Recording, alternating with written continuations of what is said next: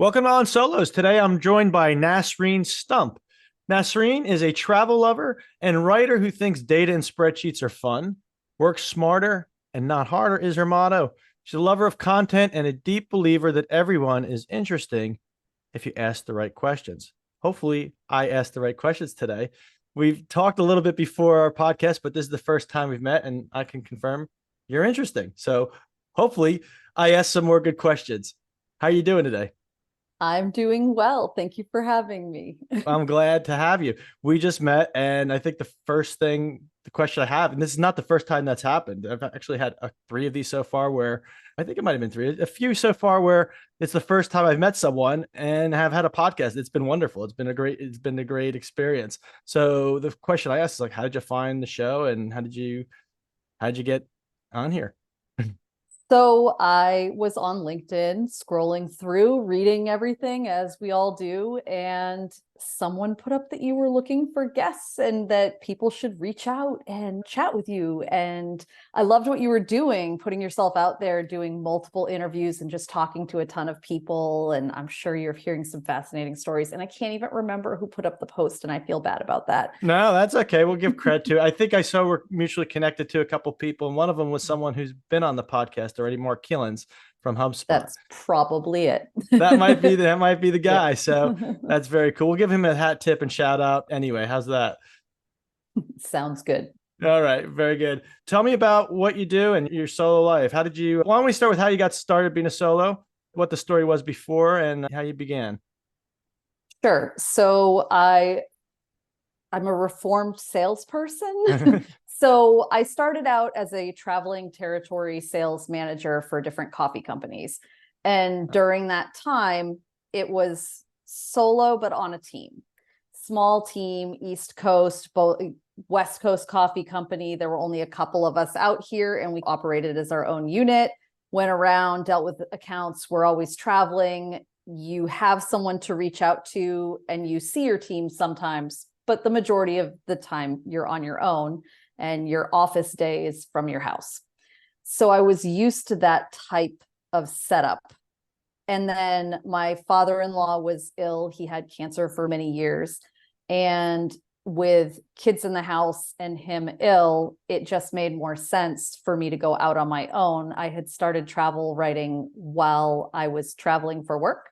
So I just leaned into that and content creation online so that I could work around medical appointments and be available when I needed to and have that flexibility. That's nice that you're able to adjust and take all that on. That's a good story to be able to take care of family first as a solo. And that's also a challenge, but also a benefit, especially if you're family oriented. And I'm glad that you're able to make that change to do that. That sounds like a lot taking it all on at once though. What was that like? Just taking care of family and starting solo? It obviously came with its experiences and life lessons and things that I would do slightly differently if I went back. But I was so thankful to still be able to do something around my other responsibilities. And I think that the sales and account management background tremendously helped me because I was already used to keeping files, keeping track of things, auditing things, setting things up, mapping out what I needed to do for the week, and knowing how to fit appointments and visits and travel around any other responsibilities and prioritize and select importance of accounts came in really handy on the solo side of things as I was juggling schedules. So that part came naturally, which was fantastic. But there were obviously some learning experiences at the beginning, like everyone has. Yeah. So coffee business is really an interesting business. I think everyone who's listening is probably, I got to go get a cup of coffee. That's what I'm thinking. Like coffee, that tastes good, especially a traveling coffee salesperson. You're seeing a lot of people. Who are you selling to? Major clients? How would you sell coffee? So it was my original company was Pete's that I was with. So they're a major company. At the time, they were more West Coast focused. There weren't a ton of food service accounts on the East Coast. So I was selling and supporting into restaurants and colleges and universities and things like that. So a lot of outreach came from going to conferences, or director of food service at one account went over to another account and liked us and brought us on or recommended us to a friend. So a lot of trust built sales, a lot of relationship sales, and just going around and setting everyone up. And then we'd go in and audit quarterly. And I dealt with licensed accounts as well. And those were monthly visits. And it was a lot of support and sales. That's good. Those are skills that all support a solo background for sure. Self-starting, relationships, go get it on your own. Not everyone has that background when they get into soloing and they're like, oh, I can do this thing. But that's the thing. In all of our podcasts, everyone says as a solo, the toughest balance is balancing sales out with the actual doing the work. So let's talk about the doing the work. What do you do and who do you help now? So a variety of people, but for the most part, everything I'm dealing with is content creation and the idea of how different content assets can work together. And I, in particular, have a love for revenue-driven content, something that drives someone to click through and make a sale, or creative campaigns. With travel, I may be writing about a specific area. I just finished an article that was about Christmas lights and different places to go, and it highlighted a couple of things. So I can tell everyone what they need to know about that, but I'm also going to weave in those little nuggets that they're going to want that are going to bring in the revenue, which is, hey, there's a snow area for your kids to play in. It's in Texas. Buy snow pants. Your kid's going to be soaking wet otherwise because it melts. Don't forget, it's hard to chase them all around. Bring a wagon. They do allow them. They don't allow this. By the way, here's something else that really helps. It's little things that you throw in to make sure that someone feels compelled to buy. And it just has to be helpful. It doesn't have to be, it's not sales for the sake of sales. It's educating people on how to make their lives easier. Yeah, resonate. I went to Texas last year and I went to Austin, and I'm like on the fly, try to use the internet, and there's a million sites. Oh, here's what to do in Austin. And half the here's what to do in Austin sites are like just a main site, or maybe it's a cookie cutter site that's everywhere. And it's just like, oh, there are these things, just like a tourism brochure, but doesn't really give me the tips. Like maybe you should also check out Houston. It's only an hour away. Or when you're in Austin, here's how you dress in December. Like you said, I didn't know how to dress. Is it going to be hot? It's in Texas. I'm from Delaware. What's the story? So it sounds like that helps out a lot of people. What's the feedback you've been getting so far from folks? Is there a way they can give you feedback as on social media? How are these posts distributed? Where can people find you? So I do a variety of freelancing for both corporate clients and travel sites. One of my main outlets is She Buys Travel. And that was actually a rebrand from a site that kind of grew up as things change. So it started out with as Traveling Mom. And I found it when I was a traveling salesperson with small children and started writing for them. Over the years, this core group of writers that had been there all got older. Their kids got older. And it became obvious that it was about the buying power of women and not necessarily the kids, or because they're going on girlfriend getaways, they're going on solo trips, they're planning trips for other people. And so the site grew up. So She Buys Travel is where a lot of my content lives. It gets distributed as well out to different newspapers and online areas. And then I do some corporate work for clients when a company that provides travel insurance, or a company that maybe sells a children's item goes to market. A lot of times they look for content to bring people in, and they're looking for this authentic, unique content. So they'll reach out and I'll work their items into a story article that I propose. They'll put it other places. They'll put it on their own site. And that is something that was born out of, I did a lot of influencer campaign management. So with Disney, Toyota, Ford, all these different companies would want a package, and then we would supply influencers and create a campaign around it and manage it so that everything got delivered that was supposed to, and it was all going out uniformly, correctly, had been vetted, all of that. Cool. So you've been solo for about a year now. Is that correct? I've been back solo for a year now. Yes. Been back solo for a year. So, but Nice. solo employee for my youngest is going to turn 7 next month. And I went fully solo after he was born. I actually trained my replacement rep at my kitchen table holding him. That's the way to go. So you've been doing solo before most people. I think a lot more people have gone solo post COVID, and after people got a taste of remote working to go back to the office. Now maybe I'll try something on my own. There's been a lot of displacement too with jobs as well. So Mhm. people are going solo for the first time. Since you've done it before, and then you've come into it again. Have there been any differences coming into it again, doing it a second time? Has the technology changed? Have people's outlooks on approaching a independent business owner or solo changed? Sometimes it's difficult when you're out there 7 years ago or however long ago it might have been when you have a business. I remember when I started my business, I was solo, and it was very hard to be taken credibly because they're always like, how many Mhm. employees do you have? Now it doesn't seem like people ask that question. What's your experience been in the old days of going solo versus now going solo again? Yeah, it is different. It absolutely is. And I think there's two main veins, right? So the first difference is the technology in general. People signing online contracts, walking people through project management. We were doing things on Google Sheets and spreadsheets. That was our main way of doing things before. And now you've got things like ClickUp, and you've got Monday, and different project management interfaces that people can add you to during a project so that things can show progression. And even as a solo coming in and just being a freelancer, you are able to be part of the team and integrate with everything else they're doing. Even just the process of getting a contract signed and being able to send it over gives people more faith. It gives you more credibility. It was a little bit hairier back in the day, a lot of emails, and now everyone is very used to the way we do things online now, which is There you go. fantastic. And you can still be involved in everything. I'm on Airtable taking assignments and putting in when I did them. I'm on Airmeet on a online conference, and people are better at being in virtual communities and looking outside of their organizations for help. But then from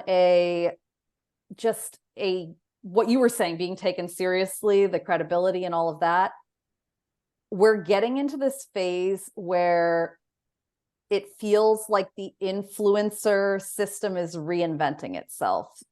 So I was in it the first time around, where brands are partnering with moms and people who are traveling and wanting you to go here and show people how it is. And influencers are on Instagram showing pictures of their homes and sharing things. And now we're going into this new age of B2B influencing and people being influencers in a work related capacity of what they do, and being really good at sharing what they do and building a following online related to them and their skills.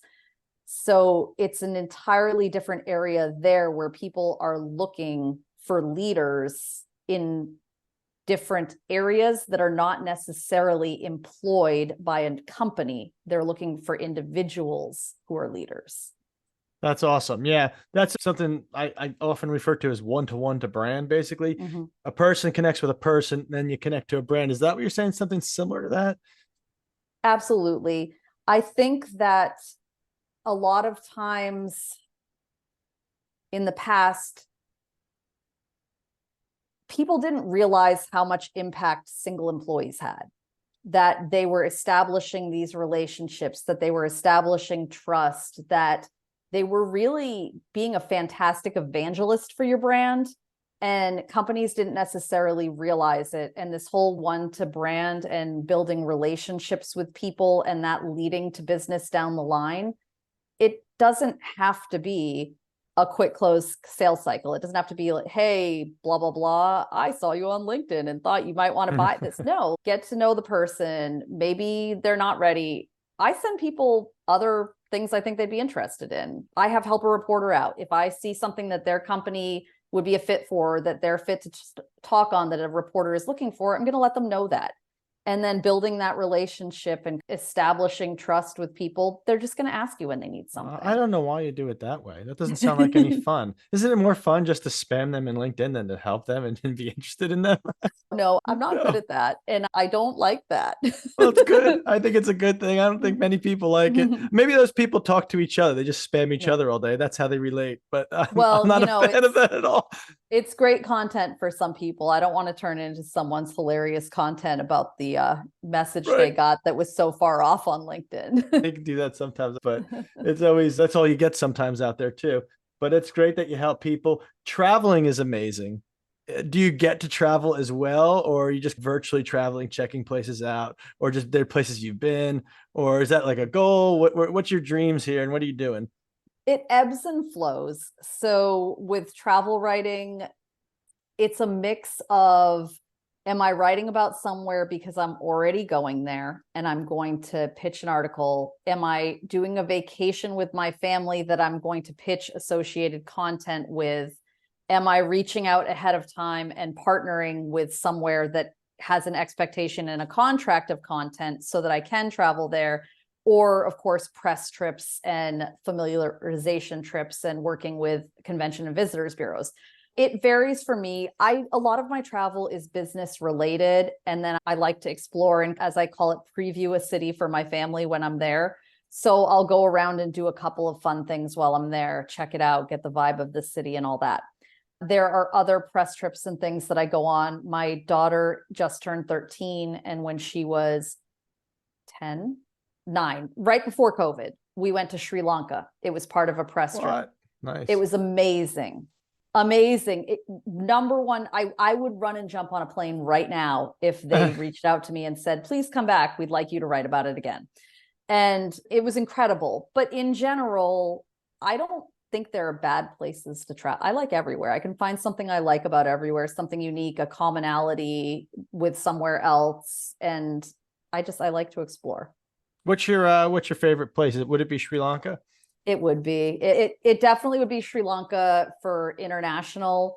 Domestically, I love Boston. I'm happy to be back and closer to it now. I just like to walk around. I went to college there.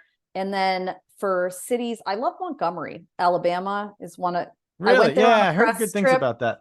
and I brought my daughter back once, and then the kids and I, as we were driving when we were still living in Texas, driving back and forth to New England to see my parents, we would plan our route to go through there. They have a ton of free museums, great food. It has a really neat vibe for a city in that area.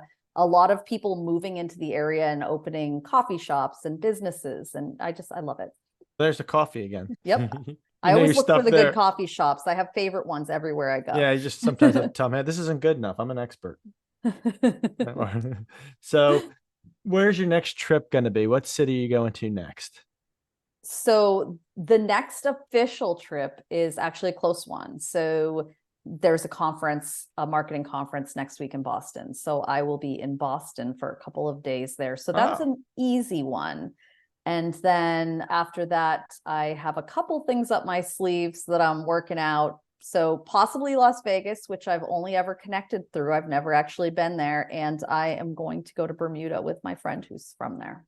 Again, sounds like no fun. You're not having enough fun. So how would you describe yourself on the range? Would you describe yourself as a very small business owner, or would you describe yourself as a creator? Because there's that now, this creator economy, and some people are like, change your LinkedIn profile to creator. I saw that today by a friend on there. And I see that's becoming more of a mainstream. Maybe that's what they're calling solos these days. I'm not sure. Where would you fall on that range? More, I'm going to have a business that I'm going to scale, or it's going to be me continuing content and just enjoying this lifestyle I have, or maybe a little bit of both.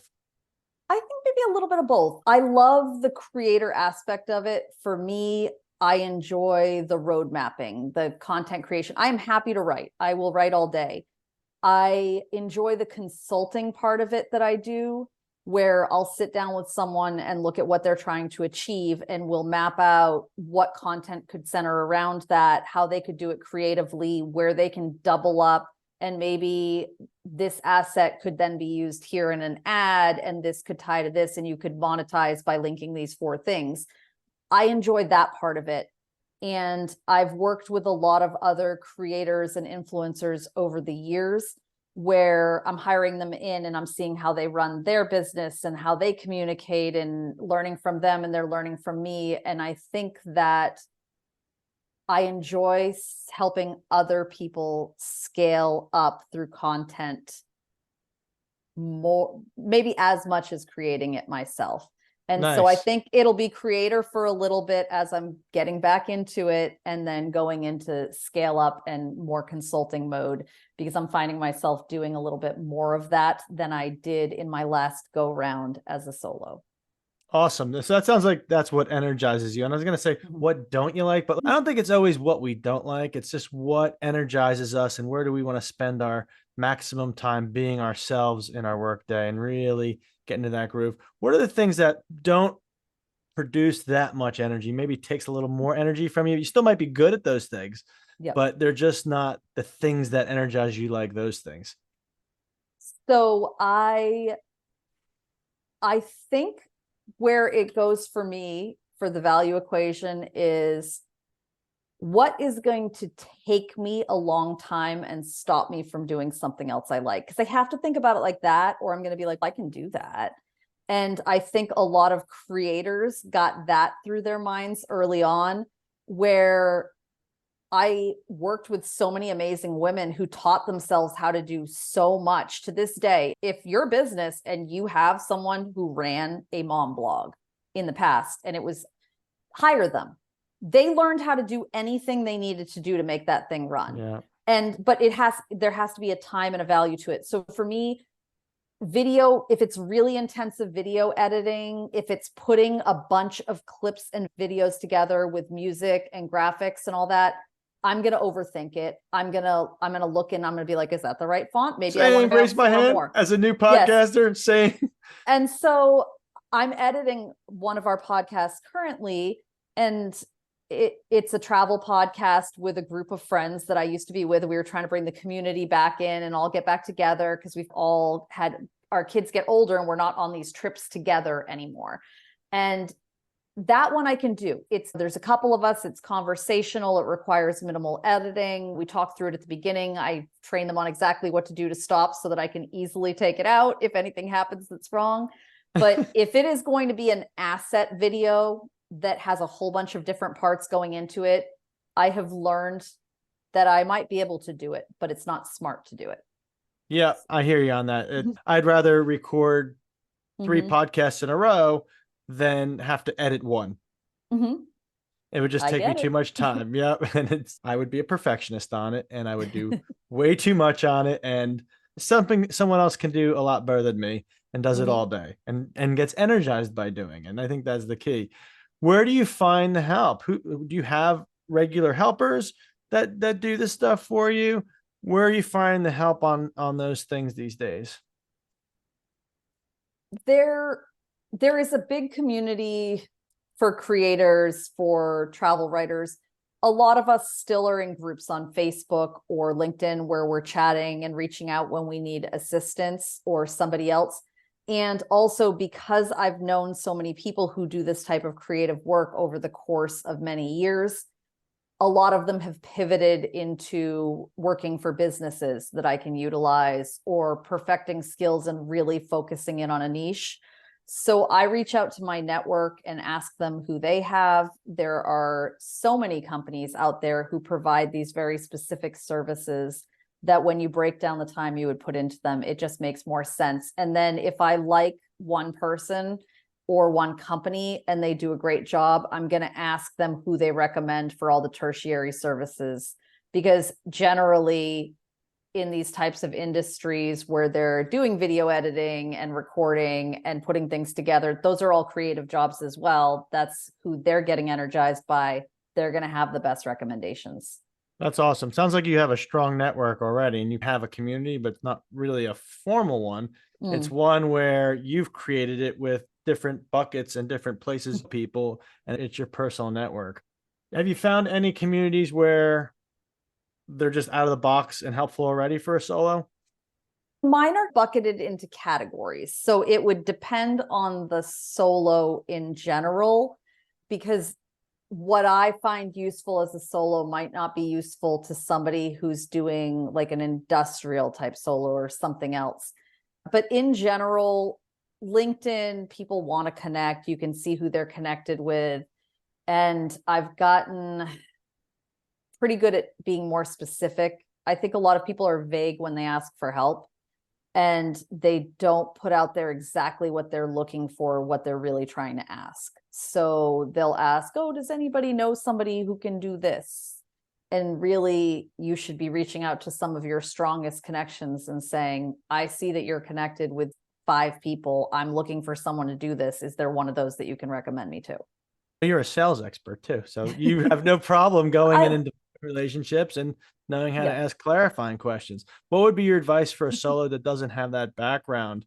Would it be just to get some sales training or expose yourself to sales? Like, or is it hard to even put yourself in that position because you're just naturally a sales background?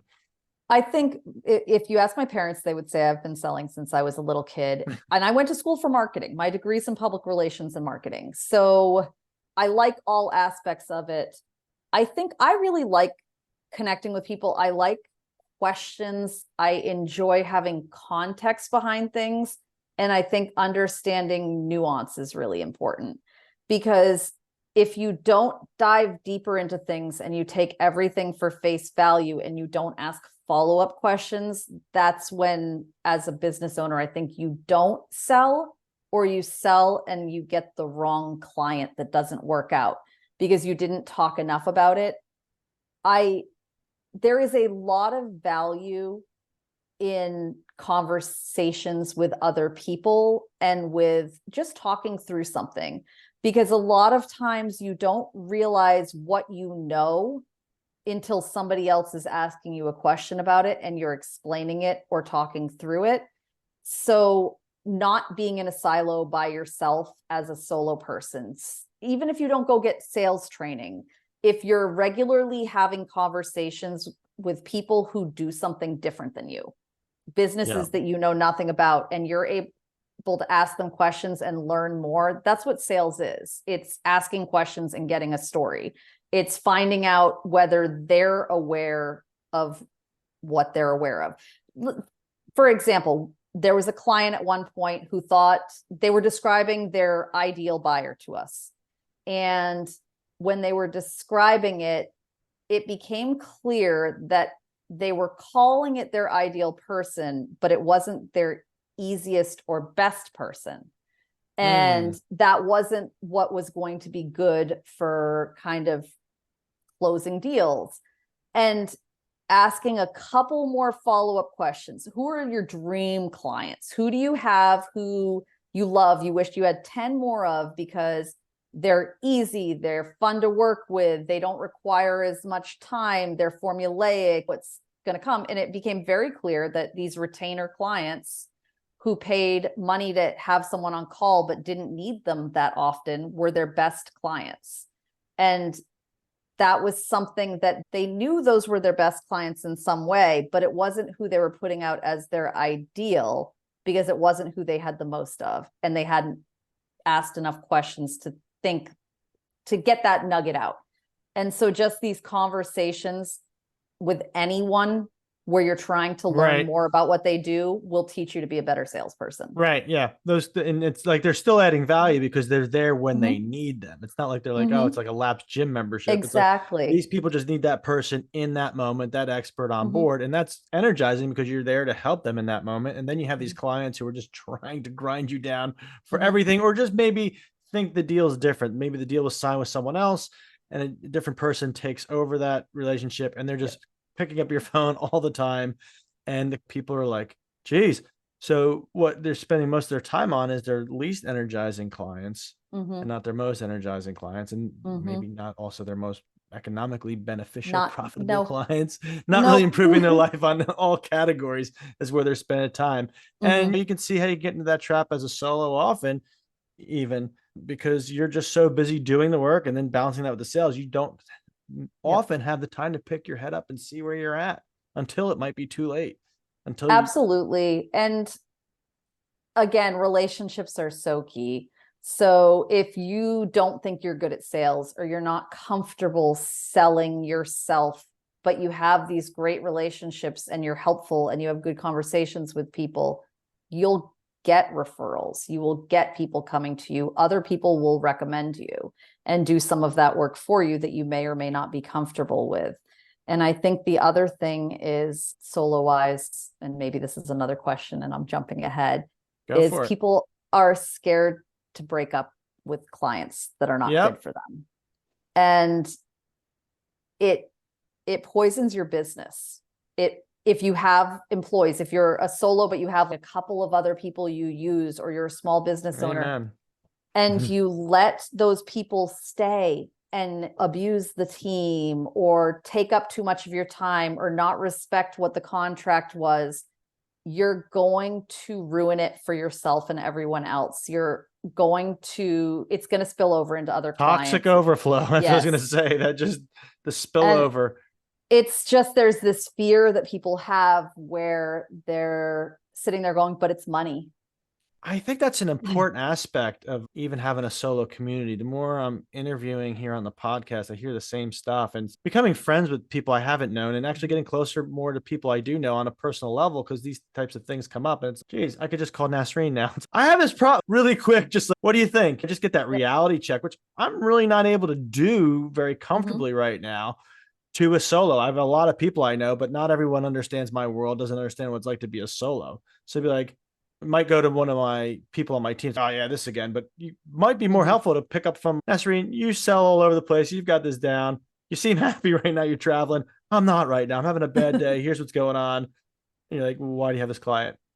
Yeah. Sometimes you just need to hear that. It might be 2 seconds of time. It's really important to have these people, even over the years of freelancing, when some of us were working on the same sites or we were working on teams together, we were doing campaigns together, we would call each other, we would message each other and say, hey, I had people I checked in with fairly regularly, friends who I talked with every week, every other week for a couple of minutes, and just caught up, people who I'd send memes to or funny things like that just someone, so you feel like you're in it with somebody else. Even with this with the group of travel ladies that we're doing this travel podcast with, one of the biggest reasons why a bunch of them wanted to do it was they missed the community, and we're trying to recreate and capture some of that to the point where we're sitting there going, you know what, we're going to do this Zoom call every week at a specific time, and whoever wants to come in, you can chat, you can work with people in the background chatting, you can feel like there are other people there, you can ask questions,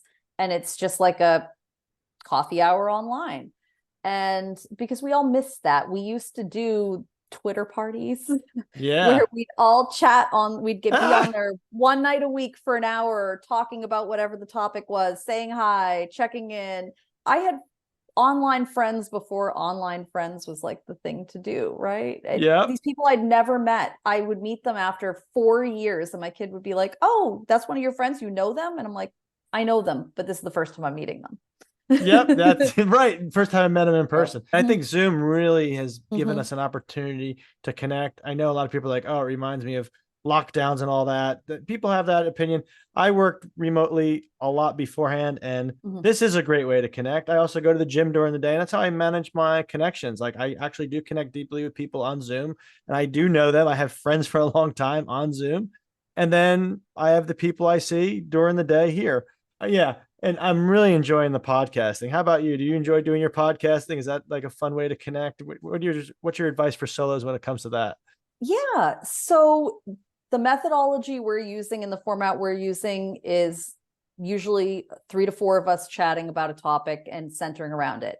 And I really like the podcasting. For me, a giant portion of it is the content. When I realized how much content you could get out of a podcast or how much you could support it back and forth. I know I like spreadsheets. I like numbers. I like data. I like analytics. And so for me, there's all these little things you can do with podcasts to support, test, and promote things. And what we're doing is, if we do a podcast about, say, most unique places to stay, and we're talking through it. Then there's going to be an article that comes out that accompanies it, or we refer people to, that's going to be unique places to stay. And it may not have all of the places in it, might not have been mentioned in the podcast, but from an SEO standpoint, I can put that article up first. And then once we have the podcast, insert a video clip from it in it. Well, video performs better in SERP results. So now that's going to be boosted even higher, but it already had juice because it was already up and posted ahead of the podcast. And I think a lot of the repurposing direction of podcasting is driven in you make the podcast and then you get the article out of it. But we've been working backwards a little bit to get ready and have some articles up that we can then drop links in that will have already started to be recognized and crawled. You sound like you know your stuff on that and you're juicing it. That's why I always use that term. Let's juice this. Let's get some extra stuff out of this. Let's get it. Let's get it to where it needs to be. I like it. And I like figuring out what makes things do things. It makes me, if I can test something, make a hypothesis, try it again, see if it works again. It's fun in a sciencey way, but not in lab coat science way. Yeah, you're like a little alchemist with your with all the content, find the secret formula on it. And yeah, a lot of solos do that too. A lot of people I talk to are like that. That's what's like. We're just a breed of people in a way. Like we do stuff, and it's not always. It's about the lifestyle. It's about not having a boss, but it's also having the freedom to go experiment. A lot of people have said that, like in a job, I didn't have the freedom to go do this. And I like experimenting because I want to do that for my clients and my companies, but that might not always be their agenda, even though it could work for them. It might be too hard to get everyone to do that. So there is that benefit when it's small and you can go and find that secret formula to success on your own and then enjoy the results of it and just go, wow, that's cool. I did that. I tried this. I had a hypothesis and it worked. Yep. I think the challenge, and maybe I'll give you a challenge and a question, and then maybe you'll find a guest who can talk about this, and then I can listen to that episode and learn. Sure. The challenge for me, and I'm going to a couple sessions on LinkedIn next week, so maybe I will get some more insight on this, is when you are a solo and you are a creative, and so you can design services and you can do things interestingly for each client, and you have a lot of interest. So for me, sales, travel, marketing, I love SEO. I love a lot of different topics. How do I do that on LinkedIn? Do I put up a different post every day about different things?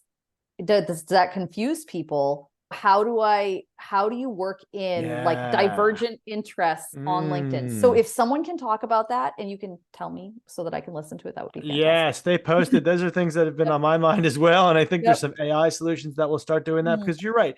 When you're in these social channels, you're like, yeah, I'm not being someone other than myself, but to have this following, I just have to talk about the algorithm's only going to reward me. I have an audience that knows me as this person, the travel person, but they don't know me as the podcast person. They don't know me as the mom with a kid. They don't know me as these other things, but I am all of these things. So how do I connect as whole me and not just me in this funnel here? That seems to be how most people know me. And I think those are challenges that will get solved. I will pose that out there. People will hear this, and I would love to get someone out there who is actually solving this, because I think this is a problem that needs to be solved, because we love content. We see content everywhere, and we love connecting with people. And it's just, oh, I don't have to just keep talking about this one thing. I'd like to connect in other ways. And it is limiting because it's like when I sit down and have a meal, I go, I could never make this on my own. Human beings don't do really anything on their own. I couldn't build my house. We really just need everybody to do anything. So to be just monolithic or be seen by the world as just this, I'm a salesperson who sells coffee. No, you're a lot more than that. You're a podcast, you're a content creator, you're an analyst. And how can you help other people? And how can other people help you and come together? And it seems like there is a lot of friction in being understood as a whole person, understanding other people quickly, at least. Social media connects us quickly, but doesn't really connect us quickly at depth. And I think that's the challenge. Exactly. And just the only it gets to the point where you have to tell this story to get to the point of why you're trying to see, oh, back in the day when I was a young barista, blah, blah, blah, blah, blah, I sold someone 5 croissants and I was like, I could do this at a so scale, true. and that's what ends up happening. And there's got to be a more authentic way. And I love content. And I can create unique items of content for LinkedIn in 5 different buckets, but I can't figure out how to make them work together and not have it just look like I picked out of this bucket today. I think people are working on it, but it'll be interesting. I think solos in particular can benefit from that because we don't have a company. We have to coordinate with each other and we have unique needs. So I think that's a good question. I want to end it there. So we end with that question, someone to find a better way to make LinkedIn work together when you have divergent interests and business models. Or maybe not LinkedIn, just another way. Or maybe not LinkedIn, maybe just in general, if you do a lot of different things that are tertiarily connected, how do you put out that you do lots of different things without A, looking like you're scattered and do too many things, or B, like you have to tell a life story to get to the point of anything and tie them together, or C, that it's just a disparate posting about something different every day? That's an awesome question. We're going to leave it there so everyone has that question. They can answer it after this. And stay tuned for part 2, not with me, with someone who can answer the question. Right. And maybe you can come back and evaluate it. How's that? Yeah, that'd be cool. So Nasreen, thank you so much. This was great to meet you today and just a pleasure to have you here and just a wonderful engagement. So thank you. Thank you. It was really fun and I really enjoyed the conversation. Yeah, me too.